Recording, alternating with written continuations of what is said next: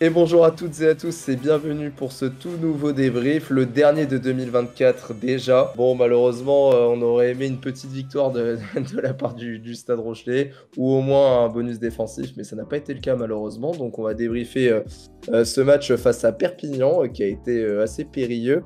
Donc aujourd'hui, je suis en compagnie de Paul et de Mathieu. Comment ça va, Paul? Eh ben ça va impeccable pour cette dernière de 2024. Un peu redondante malheureusement, mais on a hâte de voir ce que 2025 nous réserve du coup.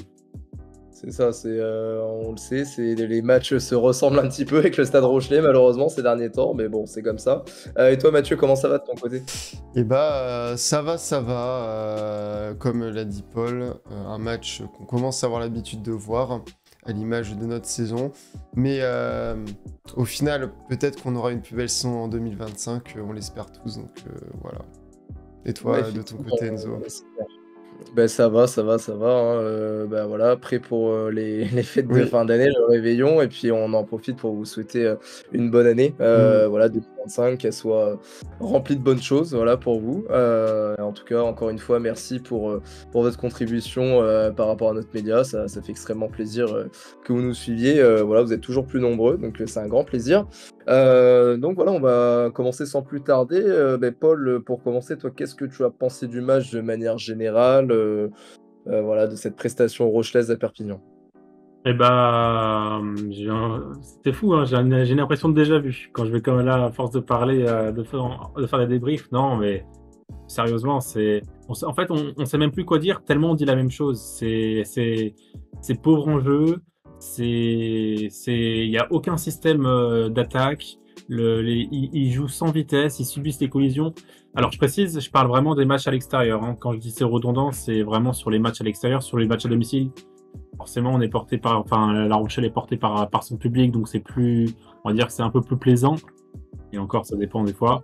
Mais ouais, non, sur l'extérieur, ça devient plus possible, quoi. Il y a un problème dans l'équipe psychologique à l'extérieur. Ça se trouve, ils ont peur maintenant d'être à l'extérieur, je sais pas, mais quand on regarde deux saisons, donc bon, pas la saison dernière, mais deux saisons en arrière, en 2022-2023, on était l'équipe qui avait le plus gagné à l'extérieur, 7 victoires à Oui. l'extérieur.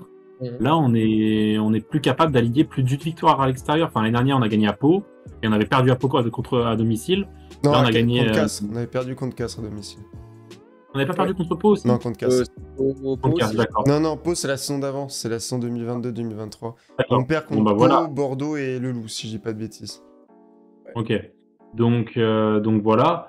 Mais derrière, au moins, on avait nos 7 victoires à l'extérieur. Alors que là, depuis 2 ans, on fait une victoire à l'extérieur et on perd une victoire à domicile. Donc techniquement, le ratio s'égalise et c'est comme si on gagnait effectivement tous nos matchs à domicile. Mais c'est pas aujourd'hui pour une équipe du standing de La Rochelle, c'est pas suffisant. Un niveau de jeu comme ça à l'extérieur, aujourd'hui, on peut pas dire qu'on vise les sommets européens et français en jouant comme ça. C'est pas possible. Mmh. Effectivement, moi je te rejoins Paul, c'est vrai que je trouve que même à la maison on est plus si imprenable que ça. On est plus, c'est plus la forteresse de Flandre qu'on a connue où c'était quasiment impossible de venir gagner chez nous.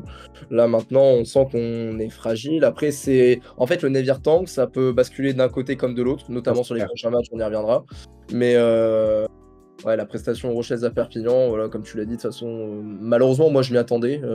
J'avais pas d'espoir parce que quand j'ai vu l'équipe alignée, bon, équipe remaniée avec pas mal de jeunes, notamment sur le banc. Mais après, je me suis dit qu'on pouvait quand même faire quelque chose parce que, en vrai, équipe compétitive malgré tout, même si on n'avait pas les forces vives, les cadres, pièces maîtresses, tout ce qu'on veut, hein, du style Baskelton, Aldrit, Antonio, etc. Bah, ouais, forcément que c'est plus compliqué. C'est là où on voit que La Rochelle n'a pas, ne serait-ce qu'une équipe et demie, en fait. C'est ça le problème. On a une équipe et encore, même des fois avec l'équipe type, ça reste compliqué. Donc, va falloir se ressaisir en tout cas sur les prochains matchs qui vont être capital pour la suite de la saison. Et toi, Mathieu, de ton côté, du coup, un avis sur cette prestation rochaise? Concernant le match en lui-même, Paul il a déjà tout dit, manque de vitesse, manque d'envie et tout. Pour rebondir sur ce que tu as dit, moi je crois que c'est dans un des premiers débriefs qu'on avait fait, je disais que pour Ogara, il avait cette vision d'avoir 15 joueurs, allez peut-être 17-18, mais alors qu'on avait quand même plein de profils, aujourd'hui, enfin plutôt la semaine dernière, l'équipe m'a donné tort pour le coup, même si je pense qu'il y a beaucoup de joueurs qui voilà, sont bons et tout, sont juste pas dedans. En fait, moi, ce qui m'a un peu énervé, plutôt attristé, c'est en fait, comme tu l'as dit, Enzo, on a une équipe remaniée. Alors moi, par bon supporter, j'avais mis victoire de La Rochelle au prono, mais à la base, j'avais écrit 21-18 pour Perpi. Et je me suis dit, vas-y, on va pas laisser Hugo tout seul, le pauvre. Mais en fait, je me suis dit, je ne voyais pas gagner, surtout avec l'équipe, mais je me suis dit, il devrait quand même avoir une envie parce qu'il y a beaucoup de joueurs. Je pense à Boudan qui était de retour, mais je pense surtout à Sclavi, à Astoy, à Danti et plein d'autres joueurs qui sont pas forcément sur une mauvaise ni bonne saison, mais un peu une saison neutre, qui doivent aller devaient aller essayer de faire quelque chose à Perpignan, aller chercher ce BD, montrer qu'ils peuvent être là dans la hiérarchie. Je pense surtout à Astoy, à Sclavi, eux deux qui sont. Sclavi qui doit vraiment montrer qu'il peut se positionner comme deuxième avec le départ de Colombe. Astoy qui doit quand même montrer que à la base c'est quand même lui le numéro 1 depuis 2 ans. Et en fait, moi, c'est ça qui m'a dérangé, c'est qu'il n'y a pas eu d'envie, on dirait, parce que beaucoup de gens ont dit qu'on était perdus sur le terrain, et c'est vrai, mais en fait, qu'on soit pas bon, c'est une chose. On peut pas toujours réussir tous nos matchs, on peut pas toujours réussir. Là, on sait que les joueurs, ils ont une seule journée d'entraînement le jeudi, donc on savait que dans la transmission, dans comment aller jouer l'équipe, ça va être compliqué, vu que c'est beaucoup de joueurs qui n'ont pas forcément beaucoup joué ensemble en termes de temps de jeu, mais ce qui me pose problème, c'est qu'il n'y a pas eu cette envie, en fait. On aurait mal joué, mais on aurait eu l'envie, on serait allé dans les... Alors, on est allé dans les rugs, pour le coup, que ce soit Botia, que ce soit Cancorier, même Astoy, de mémoire, il va gratter 2 ballons. Mais à part dans les rugs, en fait, il n'y a pas eu d'envie dans le jeu, et c'est moi ça qui m'a dérangé. C'est-à-dire, on peut perdre un match, il n'y a pas de problème, même si c'est Perpignan, ils étaient sur 5 défaites d'affilée, donc 3 en top 14, ils avaient le couteau entre les dents, c'était une évidence, voilà. C'est une évidence que nous, avec en plus les matchs Toulouse, Leinster, on y reviendra, qu'on ne pouvait pas se permettre non plus de peut-être donner trop de force. Bon, malheureusement, on repart avec probablement des blessés, et ça, c'est dommage. Mais ouais, moi, c'est ça, c'est cette envie qui n'y est pas. Et grosso modo, là où Bayonne, on se fait rétamer, mais il y a une envie, juste on n'arrive pas à jouer. Pareil, Montpellier, on essaie de faire des choses. Là, c'est pour moi le vrai premier match à l'extérieur où ça a manqué d'envie. Et peut-être au début du match, une envie, mais rapidement, tu sens que les joueurs, ils ont fait bon. On ne jouera pas le match. Ouais, moi je suis d'accord avec toi, mais c'est à l'image de ces derniers temps, je trouve. C'est-à-dire que moi, c'est ce que je reproche aux joueurs. C'est vrai que, et je pense que beaucoup de supporters seront d'accord, de toute manière, c'est ce manque d'envie, même je trouve au niveau des jeunes parfois. Alors, on sait qu'ils sont pas en confiance, mais essayer d'aller bousculer un peu la hiérarchie, se montrer, et même pour les joueurs, oui, un manque de temps de jeu. Ronan O'Gara leur a laissé cette chance de s'exprimer, de se montrer, et puis essayer d'aller titiller un petit peu les titulaires, quoi. Une chance, je sais pas si c'est une chance de contre-balance face à Perpignan. Ouais, mais bon, mais malgré tout, ça reste. Oui, bien sûr. Donc voilà, ça a une apparition, et voilà, même si on sait qu'on était en terrain hostile, ça a été quand même très compliqué, même au niveau du public, on n'a pas été aidé, mais ça on s'y attendait de toute façon. Oui, c'est Perpignan, ils sont là pour... Voilà, bon, c'est la Furia catalane, puis voilà, le public est ce qui est, mais au-delà de ça, ils poussent les joueurs. Voilà, donc on aurait dû montrer plus d'envie très clairement, parce que oui, en fait, ce qui fait grincer des dents, c'est la manière en fait dont on perd, c'est surtout ça en fait. Le vrai problème, c'est que oui, on peut perdre des matchs, d'accord, mais de cette manière-là, en fait, c'est surtout ça qui est très problématique. Après, bon, même si j'ai envie de parler aussi de l'arbitrage, mais bon, j'ai même pas envie de me cacher derrière ça, parce qu'en fait, c'est quand on voit le niveau de nos joueurs, voilà, on peut même pas se cacher derrière ça en fait, parce que c'est vrai qu'on n'est pas forcément bien arbitré ces derniers temps, je trouve personnonnellement, ça n'engage que moi, mais. Ouais, mais pas que La Rochelle oui, moi j'ai vu tous les matchs du Boxing Day, le nombre de matchs où il y a je trouve des vrais problèmes d'arbitrage. Alors, en fait, les arbitres essaient de trouver des raisons de pas mettre des cartons. Il y a un moment, on ne demande pas de mettre un rouge sur un contact à la tête, mais il n'y a pas que le match La Rochelle où il y a des contacts à la tête, où il n'y a rien. Il y en a un qui va faire beaucoup parler, c'est celui de Romain Tao face au Loup. Il se prend un jaune, il revient, il met une épaule-tête. Moi, je vois vraiment la décision de mettre une pénalité pour pas lui foutre un rouge, en fait. Ça, moi, voilà, on va pas se cacher derrière ça de toute manière, mais c'est vrai que c'est l'arbitrage de manière générale en top 14 qui est pas souvent au niveau, on va pas se mentir. Mais bon, voilà, au-delà de ça, c'est vrai que prestation rochelaise, un petit peu inquiétante dans la manière. Du coup, Paul, toi, ton homme du match, si tu devais ressortir un secteur ou un homme du match côté Rochelet, pour toi, ça serait lequel? Bon, clairement, aujourd'hui, enfin, plutôt du coup pendant le match, s'il y a un joueur qui a bien surnagé, pas dans le marasme Rochelet, c'est notre légendaire Levani Botia. Je trouve vraiment que c'est un des seuls qui est un des rares surtout qui a sorti son épingle du jeu. Bon, on l'a vu là où on l'attendait le plus, c'est-à-dire au grattage. Hein, c'est celui qui a gratté le plus de ballons du match, 3 si je me souviens bien. Oh, ouais, c'est ça. Donc, voilà, c'est ça. On l'a vu au four à moulin en défense. Il a pourri les rucks comme on le connaît bien. Puis il marque notre essai aussi. Hein. C'est lui qui envoie balader le défenseur perpignanais sur son aile. Donc ça, c'était un plaisir à voir aussi. Mais ouais, non, Botia, franchement, top. De toute façon, si on veut espérer quelque chose cette saison, que ce soit au niveau européen ou français, on aura besoin d'un Botia à ce niveau-là, voire plus. Donc je suis vraiment très content qu'il trouve son niveau de jeu. Après, bon, c'est plutôt pour le noter, mais j'ai bien aimé le retour de Boudéan aussi. Il revenait quand même de quelques absences de match pour une blessure à l'épaule, je crois. Donc... Ouais, face à l'Argentine. Ça, exactement, voilà.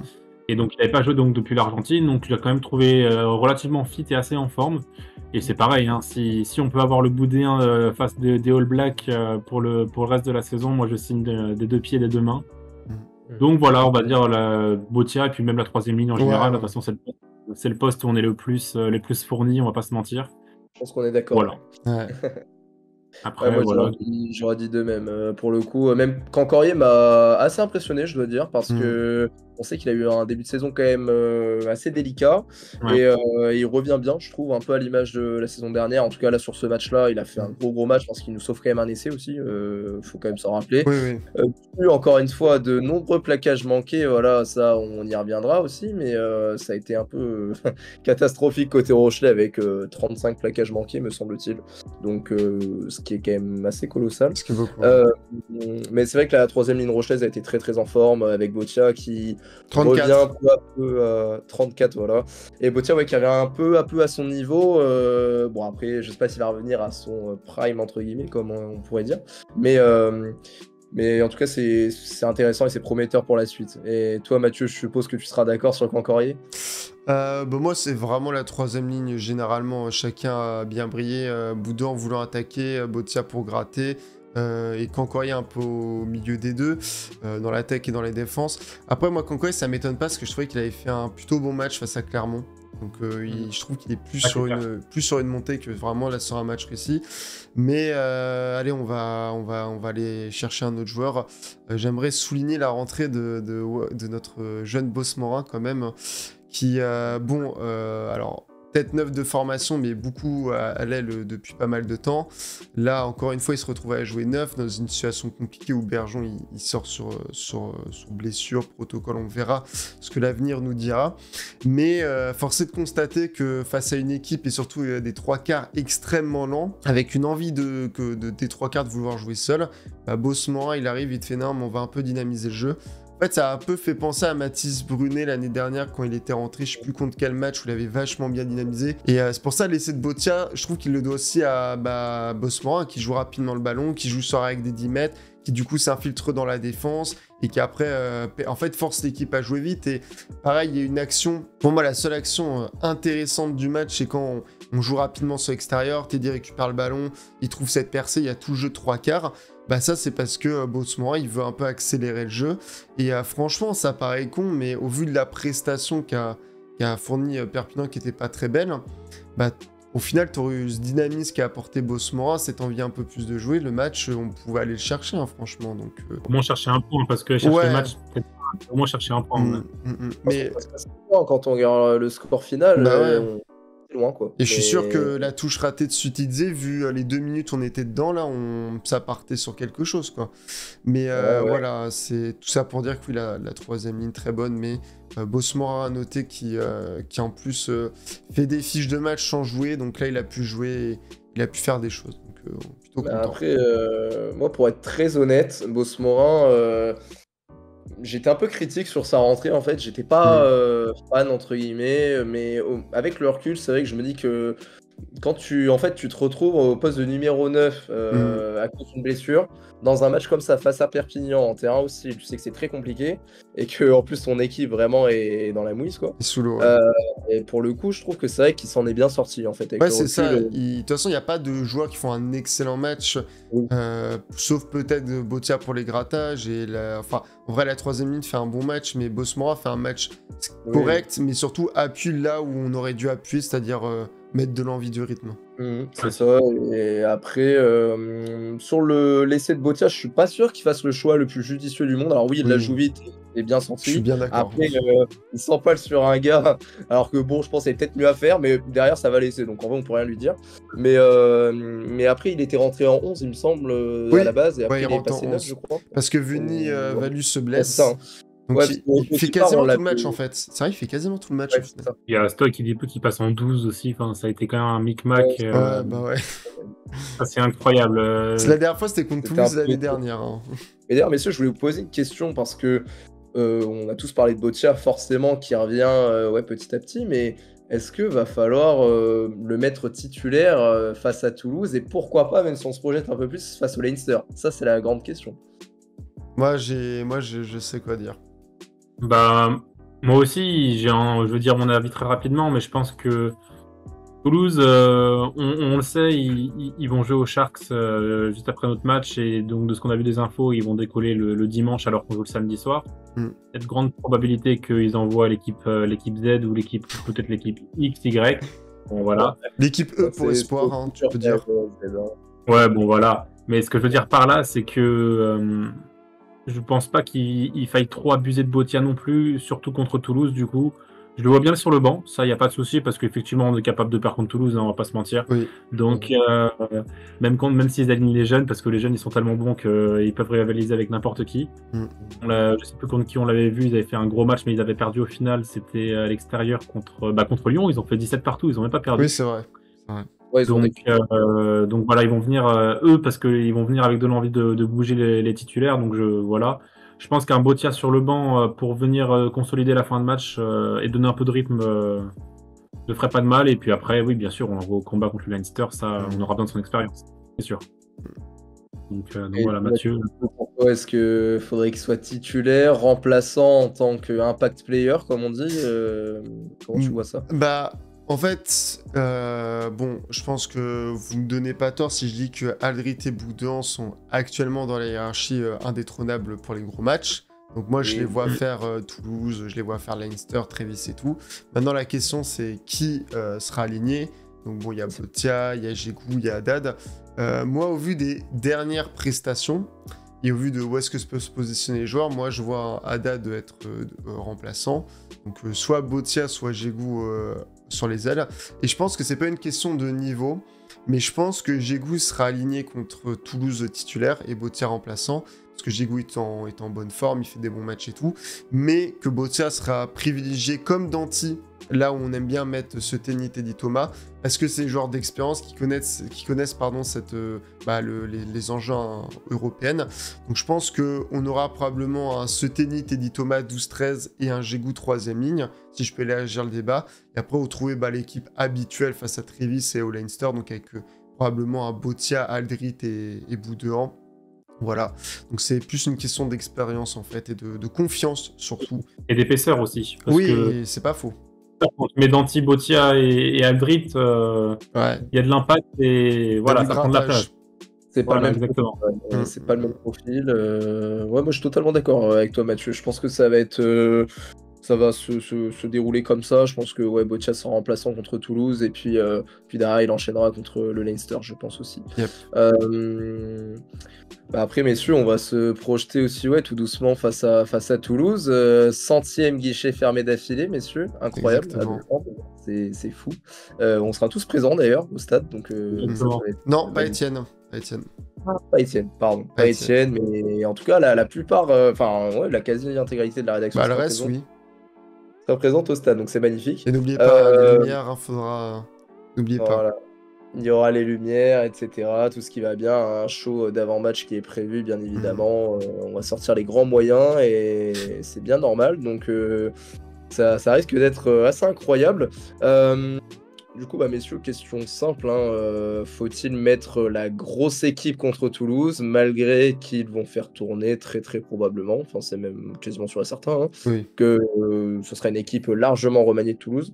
Est-ce qu'on envoie la grosse équipe? Est-ce qu'on fait une équipe plutôt hybride avec la quasi-intégralité des titulaires habituels et quelques jeunes? Comment on procède, Paul, pour toi? Bah, à mon avis, ça va être un peu le même raisonnement que pour Botia. Je pense que les titulaires, on va dire, d'habitude, qui ont joué contre Perpignan seront sur le banc. Et les titulaires qui n'ont pas joué contre Perpignan seront sur le terrain contre Toulouse. Donc on pense forcément à Aldrit, Boudéan, c'est peut-être l'exception qui va confirmer la règle et il va peut-être enchaîner. Ça m'étonnerait pas qu'il fasse la passe de 3. Perpignan, donc Toulouse, Leinster. Ouais, mais il y a Trévis aussi. Hein. Oui, mais Trévis, sans vouloir leur faire offense, bien sûr, nous respectons ils ont gagné face à Basse à domicile, hein, quand même. Hein. Ouais, mais en troisième ligne, on a la chance d'avoir une des troisième lignes les plus performantes du championnat, donc et même de la Coupe d'Europe.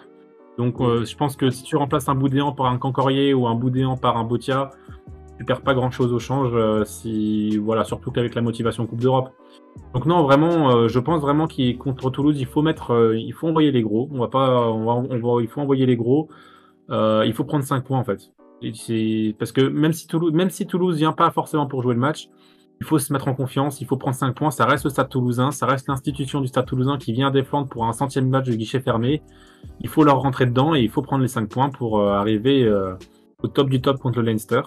Donc, envoyez les gros, messieurs O'Gara et le staff, qu'on ait du beau spectacle et qu'on fête la 100e dignement. Mais s'il vous plaît. Voilà, c'est mon souhait pour la nouvelle année. On sait jamais. Je pense pas qu'on aura une grande influence, mais oui. L'entraînement est déjà repris, donc... Non, mais effectivement, Paul, plutôt d'accord. De toute manière, il faut se rassurer. Hein. En fait, il faut faire le plein de confiance avant le Leinster, parce que ça va être une grosse réception et il va falloir gagner à tout prix. Pour prendre un peu notre revanche aussi de la saison dernière. Et oui, contre Toulouse, effectivement, il faudrait... Alors, 5 points, je sais pas si on prendra 5 points pour le coup.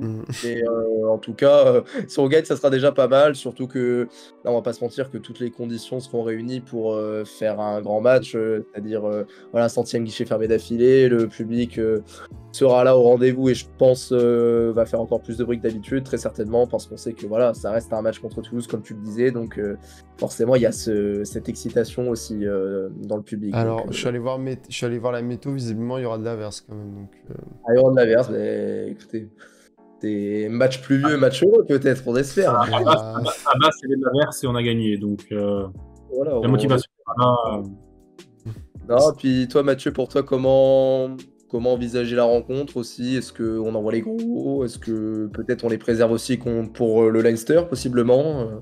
Moi, à part ce que j'ai dit pour Danty et Botia, je pense qu'en fait, il faudrait que l'équipe... Enfin, je dis ça parce que je suppose comment ils vont faire, mais moi, je pense que premier degré, en fait, l'équipe qu'on va envoyer, qu'on va mettre à domicile, ce que je veux dire envoyer à Toulouse, non, c'est pas le bon terme, j'espère que ce sera l'équipe face au Leinster. C'est-à-dire, là, on les a vraiment préservés. On a, sur la stratégie du staff, on a fait en sorte de, entre guillemets, pas jouer l'USAP. On a vraiment envoyé une équipe B.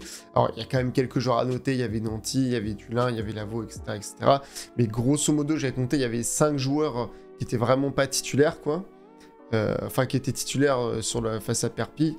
Donc, c'est pour préserver les joueurs. Tu vas pas préserver les joueurs non plus de match, en tout cas d'affilée.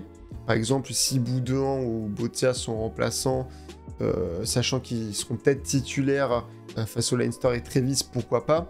Mais je pense qu'il faut envoyer la grosse équipe. Il faut mettre Wardy, Antonio, Skelton, Aldrit, Leeds, Noël et tout. Alors, il y a des joueurs qui sont blessés. On sait que Jacques Noël est blessé. Alors, Kier, il était blessé, mais il est sur les photos d'entraînement. Carvalho était à l'entraînement, effectivement. À l'entraînement. Donc, de retour week-end, parce qu'avec la blessure de Thomas Bergeron, je pense que ça va être très compliqué. Donc, on va se retrouver avec un numéro 9, on ne sait pas trop. Peut-être Boss Morin. Pourquoi pas un jeune aussi? C'est pas. Mathis Brunet, ouais. Mathis Brunet, possiblement.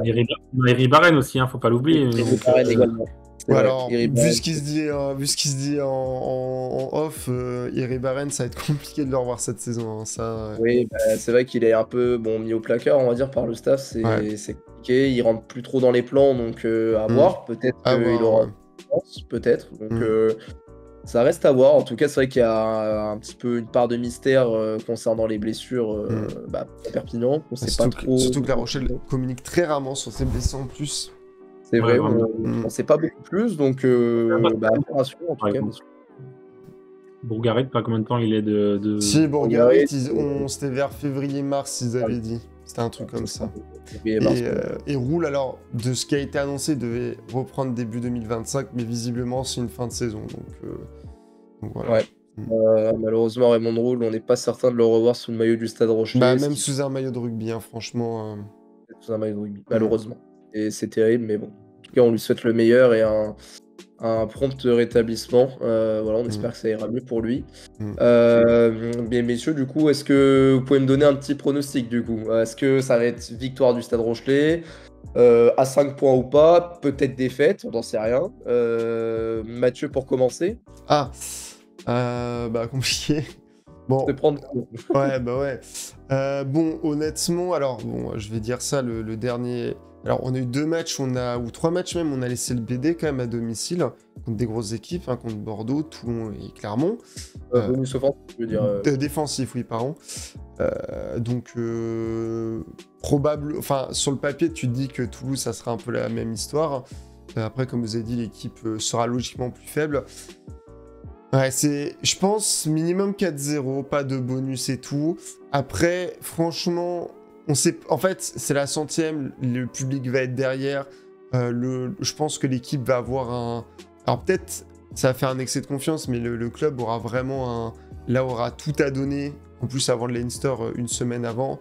Donc, vraiment, il peut avoir une émulation qui amène un 5-0. L'année dernière, on avait envoyé une équipe B+ à domicile contre une équipe B-C de Toulouse. On avait pris le BO. Peut-être ça sera le cas. Je vais dire en tout cas victoire sans bonus pour Toulouse. Après le bonus pour La Rochelle. On verra les compos pour le coup. Ok, donc victoire toulousaine ou rochelaise, du coup? Rochelaise, pardon. Ah, Rochelaise, non, mais ok, j'ai dit pas de bonus défensif pour Toulouse. Donc voilà, une victoire pas forcément... Enfin, si c'est offensif large pour La Rochelle, entre guillemets. Mais en tout cas, je pense pas qu'il y aura une... Par rapport aux autres gros concurrents qu'on a eu là, je pense qu'on aura vraiment une équipe plus faible en face. Donc je pense qu'une victoire, en tout cas, sans trop de stress. En tout cas, d'habitude, on fait des énormes premières mi-temps, donc voilà. c'est noté. Paul, toi, de ton côté, comment tu vois le match victoire rochelaise? Bah, moi, je vais être un peu original. Je vois 5-1 pour La Rochelle. Pour Toulouse. Non, Putain, j'aime non, bien. je vois vraiment... J'aime bien. Je vois 5-1 pour La Rochelle. Je pense que les deux équipes vont prendre le bonus. Juste, je pense vraiment que ça va être un match où on va les concasser devant. Parce qu'on va mettre la grosse équipe. Eux, ils vont envoyer vraiment des gens... Même si je sais pas, ils ont un pilier qui s'appelle Benjamin ou Ben quelque chose. Ouais, celui qui est rentré face au loup. Voilà. Ouais. Mais lui, ils ont de l'avenir, les Toulousains. Parce que vraiment, incroyable. Donc bon, peut-être que lui, on va pas le concasser, mais je pense vraiment que les autres, les Toulousains, ouais, non, on va prendre le bonus offensif, mais eux, ils vont la jouer à la pénalité. Ouais, mais ça veut dire qu'on va se faire pas mal pénaliser, nous, s'il y a 5-1. Ah, ok. ouais. Les Rochelais, ils aiment bien donner des points à l'adversaire, ils aiment bien un peu être généreux cette année. Ah, puis là, 15 pénalités au dernier match, hein, quand même. Hein. Donc moi, je vois un score final serré, 5, mais sauf que Toulouse n'aura pas marqué beaucoup d'essais. Bon, j'ai pas de chiffre en tête, mais ça m'étonnerait même pas que ça fasse 27 pour La Rochelle, 25 pour Toulouse, un truc comme ça, tu vois. Ouais. Donc voilà, 5-1 pour La Rochelle, ce serait mon pronostic un peu fantasque. Non, c'est très Et toi, bien. Bah, moi, c'est bien, je vais pas être comme vous. Moi, je pense qu'on va se faire bouger. Enfin, pas forcément sur tout le match, hein, mais je pense qu'au début, ça va être compliqué, notamment en première plus mi-temps. au début, ok. Je pense qu'on va... Bah, en fait, Toulouse, ils ont du caractère, donc je pense qu'on va être challengé, en tout cas. Après, je pense qu'on va gagner. Pour moi, je dirais 4-0, mais même 4-1. 4-1 pour moi, en fait. Parce que je pense que Toulouse prendra le bonus défensif, mais je pense qu'on va pas gagner de tant que ça, en fait. En tout cas, enfin, ce que j'espère pas, hein, mais je vous dis mon pronostic comme je l'entends. Mais... Donc là, j'espère me tromper, encore une fois, mais... Ouais. Je pense qu'en fait, même face à. Est-ce que c'était l'année dernière ou face à une équipe toulousaise, pardon, toulousaine plutôt, remaniée, on avait quand même galéré malgré tout. Enfin, ça avait été très compliqué. On avait gagné de peu en réalité. C'était et, pas l'année dernière, parce que l'année peut-être il y dernière. a 2 ans. En tout cas, il y a peut-être 2 ans. Ouais, Mais, 2 ans, Il y a c'est sûr. Il y a 2 ans, on a perdu à domicile. Il y a 2 ans, on a perdu à domicile. Ouais. Enfin, en tout cas, on avait joué contre une équipe toulousaine, pardon, remaniée, et ça avait été compliqué malgré tout. Donc, je sais pas, j'espère me tromper, mais voilà. Après, je vois quand même une victoire rochelaise malgré tout et un bonus défensif toulousain. Voilà, pour moi. Bah, Donc, moi, pour aller dans ton sens, entre guillemets, ce que je me dis, c'est que si, tu vois, on prend la première mi-temps à l'aise, peut-être qu'il y aura une baisse de forme rochelaise pour prévoir le Leinster et que Toulouse en profitera pour aller chercher le BD peut-être. Moi, j'ai un petit unpopular opinion, mais je pense que qu'ils prennent 1 point ou 0 point, en fait, on joue pas dans la même cour qu'eux, donc qu'ils prennent 1 point ou pas, nous, ça va pas changer notre saison. Je pense que Oui, voilà, si on pouvait par rapport aux saisons. au top 4, ça sera déjà très très bien. oui, c'est sûr. Toulouse, ils vont être inatteignables, donc ils prennent 1 point ou 0 point, ça. Je pense que pour les Rochelais, ça leur a été complètement égal. Bah, je vous avais donné, je vous ai envoyé le tableau qui a été fait par du coup le petit bureau, où en fait, quand on compare la saison dernière et cette saison, alors le contexte n'est pas le même, mais que Toulouse là, a déjà marqué 10 points de plus que l'année dernière, sachant que Toulouse, ils finissent premier l'année dernière, là, ils ont 10 points d'avance comparé à la saison d'avant, et même, ça faisait depuis pas mal de saisons qu'il n'y avait pas eu une aussi grosse domination en termes de points du premier, donc oui. Je sais pas si on joue pas dans la même. Actuellement, on joue pas dans la même cour que en termes de jeu. Mais en termes de jeu, on peut. Mais par contre, en termes de classement, de nombre de points, ça va être déjà compliqué. Toulouse, ils n'ont plus qu'à aller gagner leur match à domicile et ils finissent premiers, hein, honnêtement. Oui, après, faudra voir. Parce que malgré tout, nous, on est sur la sellette du top 6. C'est-à-dire que ça se joue vraiment à pas grand-chose. On est à quoi, 2 points de Montpellier, me semble-t-il. Oui. Donc, va falloir gagner de toute façon, impérativement. J'ai envie de dire, il n'y a pas. Donc, Après, on a une fin de saison facile. Hein. oui, alors facile. Oui, la fin de saison, il faudrait y arriver à la fin de saison déjà. Oui, mais si on fait pas les cons, c'est-à-dire si on fait comme l'année dernière une bonne fin de saison, t'as Pau et Vannes à aller chercher à l'extérieur. Donc, Oui, après pourquoi pas, mais encore ça sera pas évident pour moi. Le petit avantage qu'on a par rapport à l'année dernière, je trouve, c'est que l'année dernière, je sais pas si vous vous souvenez, mais le classement entre la 4e place et la 9e place, ça se jouait à 1 point. Ouais. Cette année, j'ai l'impression qu'il y a un peu plus d'écart. Là, rien que nous, entre nous 6e et le 7e, il y a 2 points. Donc ça veut dire que le 4e et le 7e... Enfin, aujourd'hui, il y a vraiment un top 6 et les poursuivants. Un top 7, on va dire plutôt. Oui, ou un top 7, quoi. Mais alors que l'année dernière, c'était vraiment de la 4e place jusqu'au top 9, top 9. C'était vraiment... Il y avait 2 points. Et tu pouvais te retrouver 9e quand tu pouvais te retrouver 4e. C'était. Oui, c'est sûr. Mais après, cette année, il y a quand même vraiment Toulouse-Bordeaux en tête. Et mais même Toulon. Moi, les top 3. Et une bonne saison, franchement, pour le coup. Et prometteur. Après, on verra ce que ça donnera aussi sur la deuxième partie de saison. Non, mais Paul, il a raison. L'année dernière, c'était très serré tout le long du championnat parce que la Coupe du Monde, il y a le 6 Nations et tout. Là, il y a un peu plus de différence. Et puis, on critique beaucoup notre saison. Mais honnêtement, à part Toulon, Toulouse et Bordeaux, il n'y a aucun club qui fait une saison propre. Clermont et Bayonne, là, ils sont bien dans le top 6 et tout, mais leur début de saison, il est compliqué. Et là, le Loup, ils sont 13e, alors qu'ils ont fait un début de saison vraiment très très propre, pareil pour Pau. Donc, je trouve cette saison, que ce soit pour nous, pour la plupart des clubs, elle est très bizarre, en fait. C'est vrai que c'est assez étrange, mais... Parce que c'est vrai qu'en fait, le contenu en termes rugbystiques n'y est pas chez nous, mais... Malgré tout, on s'en sort pas mal, on s'en sort pas si mal. En vrai, c'est logique, hein. On joue pas bien, mais au vu de nos résultats, c'est logique, c'est impressionnant, je trouve. Il y a un écart entre la logique du score qui l'est, mais en même temps, tu dis on joue pas bien. Mais quand tu vois, par exemple, je sais pas, le Racing, ils sont 9e, mais le Racing, ils sont à 2 doigts de faire... Ils font match nul à domicile contre le Loup, dans un match où les deux équipes sont nulles. Montpellier, début de saison, ils se font bouffer à domicile par le Loup, là, ils vont gagner à Clermont. Oui, c'est vrai que c'est prévisible en vrai, ce championnat, on le sait. Bien. C'est meilleur championnat. Meilleur championnat. Merci, Paul. Peut-être même probablement. Mais oui, oui, c'est vrai que c'est compliqué tous les week-ends. Hein. Maintenant, on le voit bien. Il n'y a pas d'équipe facile. En Tous les France, on matchs sont entend- pièges, hein, tous. C'est ça, il y a des matchs pièges. Et puis voilà, on voit bien que quand on met pas d'envie, d'agressivité, forcément, on ne gagne pas. Ce qui est logique dans tous les sports d'ailleurs. Hein, mais particulièrement dans le rugby. Oui. Donc voilà, messieurs. En tout cas, ce dernier débrief de 2024 touche à sa fin. Plutôt Voilà, le premier de 2025, du coup. maintenant, c'est C'est le vrai. premier de 2025, parce que c'est vrai qu'on Ouais. tourne avant la fin d'année. Ouais. En tout cas, un grand merci, messieurs, Paul et Mathieu, de m'avoir accompagné. C'était un plaisir, comme d'habitude, Comme de d'habitude. pouvoir débriefer. Bah oui. Et puis, en tout cas, on espère que vous avez apprécié ce débrief également. N'hésitez pas à nous dire dans les commentaires ce que vous en avez pensé. Voilà, nous faire des retours. Encore une fois, on prend toutes les critiques, voilà, tant qu'elles sont constructives, il n'y a pas de souci. Donnez vos avis sur les matchs aussi.